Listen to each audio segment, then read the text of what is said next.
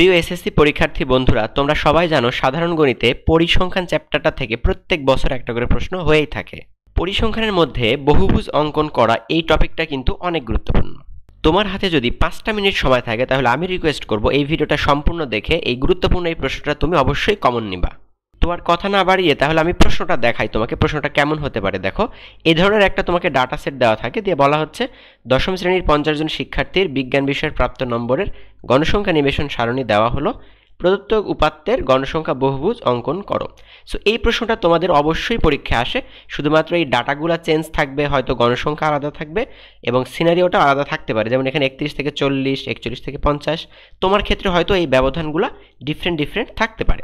So এই ভিডিওটা শেষ পর্যন্ত দেখলেই তোমরা এই বহুভুজ অঙ্কনের ব্যাপারটা আশা করছি ক্লিয়ার হয়ে যাবে, ঠিক আছে? সো চলো শুরু করি তাহলে। তো প্রথমে তোমাকে যে জিনিসটা করতে হবে সেটা হচ্ছে এই যে ডাটাগুলো দেওয়া আছে এগুলোকে তোমাকে একটু টেবিউলার ফর্মে লিখতে হবে। যেমন ধরো আমরা সবাই কিভাবে লিখি, এই যে এরকম একটা টেবিল অঙ্কন করি, ঠিক আছে? প্রশ্ন এভাবে দেওয়া আছে, বাট তুমি এটাকে এভাবে লিখবা। সো এখন দেখো এখানে আমরা কি করছি, জাস্ট কিছুই করি নাই ভাই, টেবিলটা শুধু এরকম করে কি আনুভূমিকভাবে ছিল, এগুলো শুধু উলম্বভাবে করলাম। দেখো শ্রেণী ব্যবধান, তারপর কি গণসংখ্যা, তো জাস্ট 31 থেকে 40, 31 থেকে 40, এই যে 41 থেকে 50, 41 থেকে জাস্ট ওইগুলাই কিন্তু করছি, তাই না? আবার দেখো এই পাশে কিন্তু গণসংখ্যা, যেমন ধরো 6, 8, 10, 12, 5, দেখো এগুলো লিখছি 6, 8, 10, 12, 5, 7, 2। তো এই যে মাঝখানের কিন্তু এই একটা টার্ম কিন্তু এক্সট্রা। সো এটা আমি বুঝাই দিচ্ছি এটা কি। এটা যেমন কিছুই না, এটা হচ্ছে শ্রেণী ব্যবধান, শ্রেণী মধ্যমান। অর্থাৎ তোমাকে যে শ্রেণী ব্যবধানটা দেওয়া ছিল এই শ্রেণী ব্যবধানের মধ্যমান এটা। তো মধ্যমান কেমনে বের করবা, এখানে দেখো কত আছে 31, এটাকে বলা হয় শ্রেণীর নিম্নমান। 40 এটাকে বলা হয় শ্রেণীর ঊর্ধ্বমান। তাহলে নিম্নমান 31, ঊর্ধ্বমান 40, তুমি এই দুটাকে যোগ করো। দেখো 40 আর 31 যোগ করলে হবে 71। তো এই দুইটার এভারেজ করতে হবে, গড় বের করতে হবে। তাহলে এই দুটাকে যোগ করে 2 দিয়ে ভাগ করবা, ক্যালকুলেট করো, দেখো বুঝতে পারবা। 40 যোগ 31 করলে হবে 71, 71কে 2 দিয়ে ভাগ করলে হবে 35.5। তাহলে একইভাবে 50 আর 41 যোগ করো, কত হবে 91, তাকে 2 দিয়ে ভাগ করো 45.5। তাহলে এরপর একটা দেখো 55.5, 65.5, 75.5 অ্যান্ড সো অন। তাহলে বহুভুজ অঙ্কন করতে তোমাকে কিচ্ছু করতে হবে না, শুধুমাত্র যেই টেবিলটা প্রশ্নে দেওয়া আছে এই টেবিলটাকে তুমি এভাবে উলম্বভাবে লিখলা। লিখার পরে একটা টার্ম তোমাকে এক্সট্রা আনতে হচ্ছে, সেটা কি শ্রেণী মধ্যমান। তাহলে শ্রেণী মধ্যমানটা কেমনে বের করা লাগবে আশা করি বুঝছো। এই শ্রেণীর আপার লিমিট আর লোয়ার লিমিট, মানে যে 31 আর 40 দুইটা যোগ করে আমি 2 দিয়ে ভাগ করে দেবো, তাহলে দেখো সবগুলো তোমার ক্যালকুলেট হয়ে যাবে। তাহলে শ্রেণী গণসংখ্যা পাওয়া গেল, শ্রেণী মধ্যমানও কিন্তু পাওয়া গেল। এইবার তোমাকে যেটা করতে হবে, আসল কাজটা করতে হবে, সেটা হচ্ছে বহুভুজ অঙ্কন করতে হবে। সো এবার দেখি তাহলে বহুভুজ কিভাবে অঙ্কন করব। এবার তোমাকে গ্রাফে যাইতে হবে। সো পরীক্ষার হলে তোমাদেরকে কিন্তু গ্রাফ সরবরাহ করা হবে। তো তোমার যদি গ্রাফ দরকার হয় তুমি দাঁড়িয়ে তোমার যে কর্তব্যরত টিচার থাকবেন ওনাকে বলবে যে স্যার আমার এখন গ্রাফ পেপার লাগবে। সো উনি তোমাকে গ্রাফ পেপারটা ম্যানেজ করে দেবেন, ঠিক আছে? এখানে একটা গুরুত্বপূর্ণ কথা বলি, অনেকে যেটা করে হয়তো গ্রাফে তুমি আঁকছো বাট সব কিছুই করছো, বাট শেষে দেখা যাচ্ছে গ্রাফ পেপারটা তুমি তোমার খাতার সাথে অ্যাটাচড করে দাওনি বা স্টেপলার করে দাওনি, সেক্ষেত্রে কিন্তু এই গ্রাফের যে নাম্বারটা এটা তোমরা পাও না। সো অনেকে তাড়াহুড়া করতে গিয়ে এই কাজটা করে ফেলে। সো এই ব্যাপারটাও তোমরা কেয়ারফুল থাকবে, ঠিক আছে? তো এই গ্রাফ নেওয়ার পরে তুমি যেটা করবা, গ্রাফে তোমাকে এই যে স্কেলিং করতে হবে, মানে ধরো এখানে এই বরাবর একটা করে বর্ডার দিতে হবে, মানে এক্স অক্ষ ওয়াই অক্ষ যেটা আমরা আঁকি না। সো ধরো আমি এখানে এই বরাবর একটা দিলাম আর এই বরাবর দিলাম, তাহলে এটা আমার ওয়াই অক্ষ আর এটা কি এক্স অক্ষ। এখন এই সরি এটাই আমার ওয়াই অক্ষ আর নিচেরটা এক্স অক্ষ। তাহলে এই যে এটা হচ্ছে তোমার কি অরিজিন, মানে ও ধরো ও বিন্দু, মূল বিন্দু। তো এখন তোমার যে টেবিলটা, ওই যে টেবিলটা আমি একটু এখানে আবার দেখাই, দেখো যে টেবিলটা কিন্তু শুরু হয়েছে 31 থেকে। তো 31 থেকে যেহেতু শুরু হয়েছে তাহলে একটা মাঝামাঝি শুরু হয়েছে, এই কারণে তুমি একদম 0 থেকে আঁকতে পারবা না। সো তোমাকে এখানে কিছু ঘর এরকম করে বাদ দিতে হবে, মানে ধর আমি এই পর্যন্ত বাদ দিলাম, মানে আমি বুঝাচ্ছি যে এই পর্যন্ত আমার ওই যে 0 থেকে 31। তাহলে 31 তো তোমার এখানে আছে, তাই না? তাহলে তুমি এমন একটা মান সিলেক্ট করবে যাতে 31টাও তোমার গ্রাফের মধ্যে ইনক্লুডেড থাকে।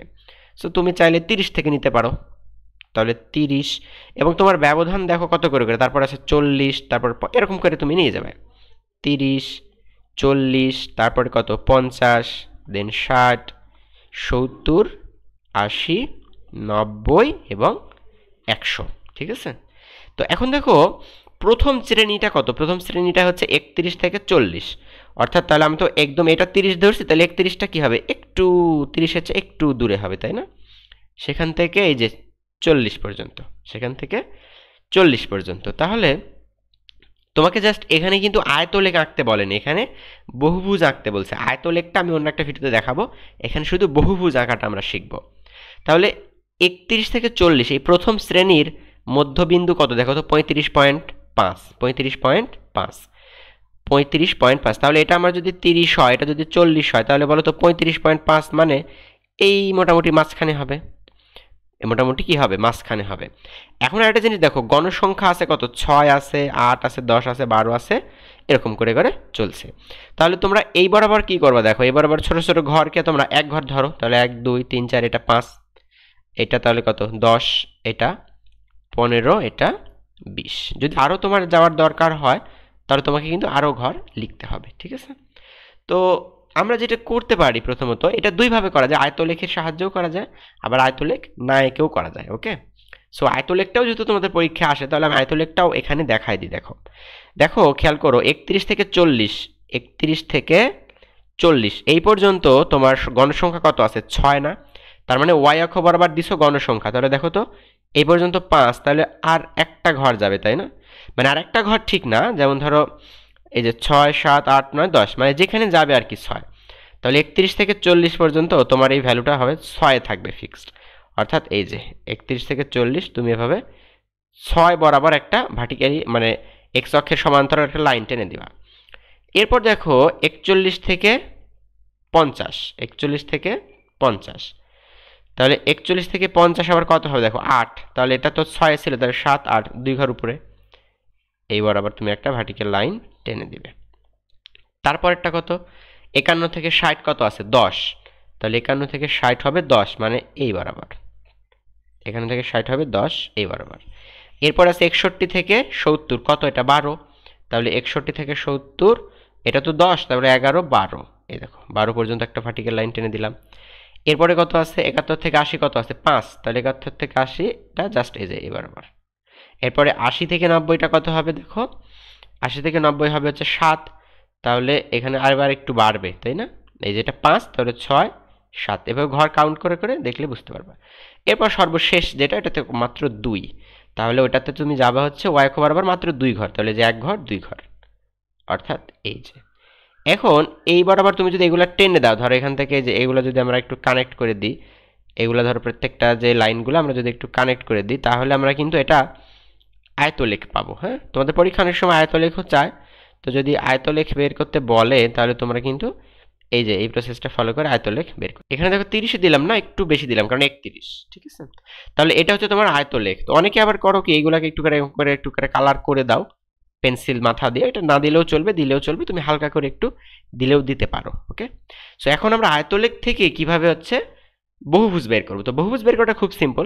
তো এই যে মধ্যমানগুলো আমরা বের করে রাখছিলাম না 35.5, তাহলে এই যে প্রত্যেকটা সেগমেন্টের জন্য, যেমন 31 থেকে 40 আমরা 35.5কে মার্ক করব, যেমন এটা পয়েন্ট দিলাম, এরকম করে প্রত্যেকটা স্টেপের এরকম তুমি মাঝ বিন্দুগুলা পয়েন্ট করবে, মার্ক করবে।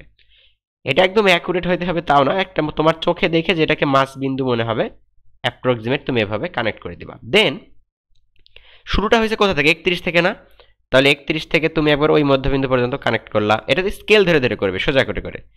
তারপর এখান থেকে শুরু করে পরের মধ্যবিন্দু করলাম, তারপর এখান থেকে পরেরটার মধ্যবিন্দু, তারপর এখান থেকে শুরু করে দেখো পরেরটার মধ্যবিন্দু, তারপর এখান থেকে শুরু করে নেক্সট স্টেপের মধ্যবিন্দু, তারপর এখান থেকে শুরু করে নিয়ে পরের স্টেপের মধ্যবিন্দু, তারপরের নেক্সট স্টেপের মধ্যবিন্দু, এবং সর্বশেষ যেটা তোমার আছে 100, একদম তুমি ওখানে 100তে কানেক্ট করে দেবা। তাহলে এই যে এখন যেটা আঁকলাম না, এই যে লাইন দিয়ে দিয়ে, এটা হচ্ছে তোমার বহুভুজ। এটা কি? এটা বহুভুজ, ঠিক আছে? তো এটারও তুমি যদি চাও যে এরকম করে আমি পেন্সিলের মাথা দিয়ে হালকা করে একটু কালার করে দিব, মানে এটা তোমার ইচ্ছা আর কি। হ্যাঁ, অনেকে করো ভেবে হালকা করে পেন্সিলের মাথা দিয়ে একটু কালারফুল করে দাও, তাহলে দেখতে ভালো লাগে আর কি। এটাতে কোনো না করলে কোনো সমস্যা নাই, জাস্ট তোমার বহুভুজ কিন্তু অঙ্কন হয়ে গেছে, ঠিক আছে? তাহলে পুরো জিনিসটা কি সামারাইজ করলে কি দাঁড়াইলো? তোমার যেটা টেবিল দেওয়া থাকবে সেটার শ্রেণী ব্যবধান তো দেওয়াই আছে, গণসংখ্যাও তো দেওয়াই আছে, তোমাকে শুধু শ্রেণী মধ্যমানটা বের করতে হচ্ছে। দেন ওই প্রত্যেকটা শ্রেণীর ওই মধ্যমানগুলোকে তুমি একটা করে পয়েন্ট মার্ক করবে, দেন তুমি এই পয়েন্টগুলোকে জাস্ট এভাবে পেন্সিলের মাথা দিয়ে কানেক্ট করে দিলে কিন্তু তোমার বহুভুজটা অঙ্কন হয়ে গেল। ঠিক আছে, এই টপিকটা কিন্তু পরীক্ষায় একটা প্রশ্ন প্রতি বছরই আসে। তোমাদের আরও যে টপিকগুলো থেকে প্রশ্ন আসে আমি সবগুলো ভিডিও আকারে দেখাবো ইনশাল্লাহ। তো সবগুলো একসাথে পেতে অবশ্যই চ্যানেলটি সাবস্ক্রাইব করে রাখো এবং ভিডিওতে একটি লাইক দিয়ে দিও যদি ভালো লাগে।